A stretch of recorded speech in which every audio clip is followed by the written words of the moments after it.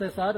Chief minister, honourable chief minister గారికి నమస్కారం sir. మేము ఆర్మీలో 18 సంవత్సరాలు సర్వీస్ చేసి ఈ స్థలం కొనుక్కొని ఇల్లు కట్టుకుంటే అన్యాయంగా ఏ ఆదేశాలు లేకుండా మున్సిపాలిటీ వాళ్ళని చెప్పి ఇక్కడ లోకల్ దాదాగిరితోటి ఈ విధంగా పడేశారు సార్. ఇది ఎక్కడ అన్యాయము?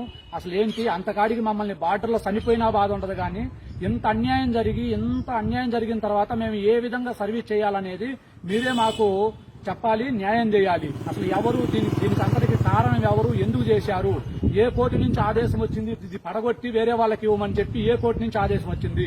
మేము 2010లో ఈ స్థలం కొనుక్కున్నప్పుడు లేని దోబీ ఘాట్లు, లేని గవర్నమెంట్ ల్యాండ్ మధ్యలో ఎలా పట్టుకొచ్చినాయి?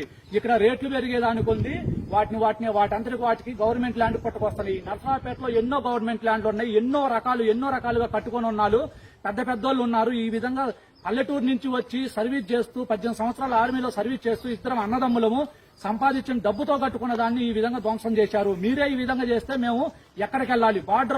బార్డర్లో సర్వీస్ చేసేటప్పుడు చచ్చిపోతే అందరూ జేజేలు కొట్టేవాళ్ళు మీరు. ఇప్పుడు మాకు ఈ విధంగా అన్యాయం చేస్తే మేము ఎవరికి చెప్పుకోవాలి? ఎక్కడ పోయినా రోజులు గడిచిపోతున్నాయి. 10 రోజులు మాత్రమే మాకు లీవ్ ఇస్తున్నారు, 15 రోజులు లీవ్కే వస్తున్నారు. ఎంతో మంది ప్రజలు జేజేలు కొడతారు కానీ ఈ విధంగా అన్యాయం జరిగిన తర్వాత ఎవరు కూడా అసలు సపోర్ట్ చేయరా? అసలు మీకు న్యాయమేనా ఇది? ఎక్కడ న్యాయం ఇది?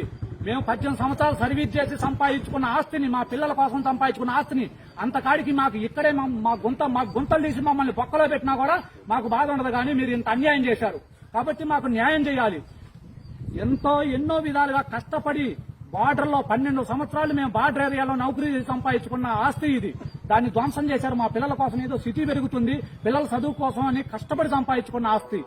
మీరు ఎంతో మంది జవాన్లు, ఎంతో మంది ప్రజలు, ఆర్మీ వాళ్ళకి అంత సపోర్ట్ చేసేవాళ్ళు మీరు మాకు ఈ విధంగా సపోర్ట్ చేయలేరా?